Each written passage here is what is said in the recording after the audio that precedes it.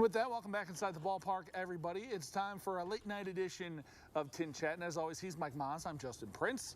Mike, no longer in first place, but the TinCaps starting to play some better baseball here over the last couple of nights.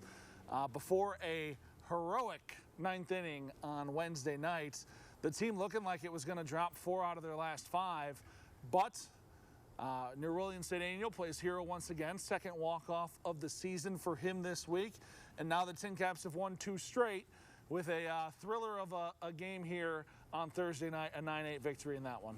Well, I'll tell you, the last 2 nights have been unbelievable. And I kidded the listeners last night in the 9th inning because 2 pitches before the home run, I said I feel that Cedeno just has not to think about a home run, just hit the ball hard someplace. And he did. 2 pitches later, up and away. It was good to see him hit it to the the opposite field too. That was good to see that approach from him. But what I liked over the last 2 nights is coming back from adversity. You're down, and Wednesday night they were down, and on a 2-1 pitch, Cedeno became a hero, and he'll probably get to go into many a restaurant for the rest of the year in Fort Wayne and maybe get delivered a free meal. And going into Thursday night, they kept that same attitude. Yeah. And the biggest thing about these last 2 nights, this series was big. This series is huge. Yeah, now the TinCaps are only a game and a half back of West Michigan, and they've got a full game back up on top of Dayton now heading into the weekend. And the key thing before we started doing this segment, the TinCaps won the head-to-head series with West Michigan this year, 8-7.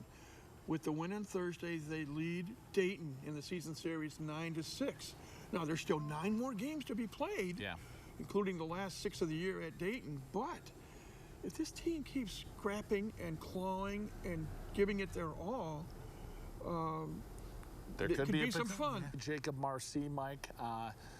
Now the 3rd TinCaps player this season to be named the Midwest League Player of the Week, and boy was it deserving. 565 average, for the trip up to Lansing last week. Couple homers, 6 RBI, 9 runs scored. The guy has been on a hot streak like we haven't seen in some time, Mike. He had 2 more hits on Thursday night. He has had multi-hit games in 8 of his last 9 games, and I don't have the correct count, but I believe he's on an 11 or 12 game hitting streak. And I can't tell you how many categories he's in the lead in the league, but he is going great guns, and he literally right now, he and Graham Pauly are buoying this team. Having the team get on their backs. And it's a fun thing to see. Yeah, it really is. A couple games here for the rest of this weekend, Mike. After that, we've only got 6 more home games, but next week they hit the road one more time. They go back to Midland. The Loons are scuffling right now. Now, they do lead the head-to-head series with Fort Wayne, but they've had some problems. Yeah. Dayton took 5 out of 6 from them in Midland not so long ago. And they've only been at about the 500 mark in the second half.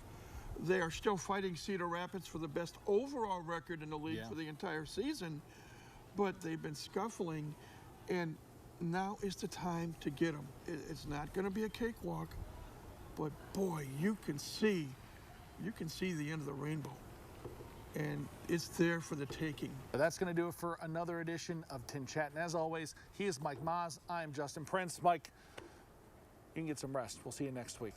Rest? What's that? I don't know. Good question. Good question. Yeah, we will talk again next week. Yes, we will. We're back with another edition next week. Until then, we'll see you guys then.